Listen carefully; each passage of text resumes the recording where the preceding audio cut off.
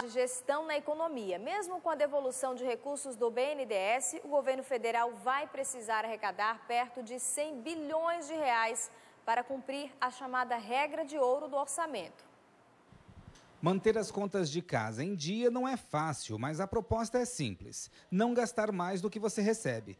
Essa regra de ouro vale também para o governo manter em dia o orçamento. As dívidas que o Estado contrai não podem ser feitas para custear salários, por exemplo. Ou seja, despesa com o pessoal, ela não pode gerar dívida. Mesmo com a devolução de 130 bilhões de reais do BNDES, o governo precisará de recursos extras para as contas mensais. Mas ele não poderá fazer empréstimos, ou seja, criar uma dívida para pagar outra. Não seria como imaginar na nossa própria casa. A gente precisa cuidar da nossa renda e cuidar dos nossos gastos para que os gastos não ultrapassem a nossa renda. Pode acontecer que a gente tenha endividamento e aí a gente precisa replanejar os nossos gastos em função desse endividamento. Precisando honrar as despesas correntes e evitar surpresas no fim do ano, o governo terá que arrecadar entre 80 e 100 bilhões de reais.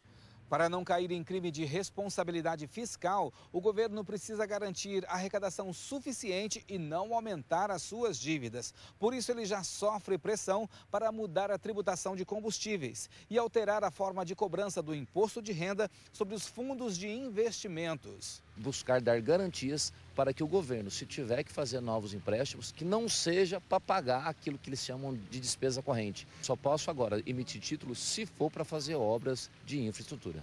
A lei determina que há despesas do governo que são de pagamento obrigatório e, ao mesmo tempo, ameaça os gestores de crime de responsabilidade caso eles façam dívidas para bancá-las. Está ligada a outras regras que definem a responsabilidade fiscal. Uma delas é exatamente o limite dos gastos públicos, né? E também a questão das despesas versus a receita primária. Ou seja, o Estado ele tem a obrigação de fazer um superávit para que ele possa manter suas contas equilibradas. Para o ano que vem, a solução pode ser a aprovação de um crédito suplementar bilionário. A Constituição permite, mas precisa do aval do Congresso. Mas, sob o ponto de vista econômico, a responsabilidade de gastar menos do que ganha é de cada um de nós.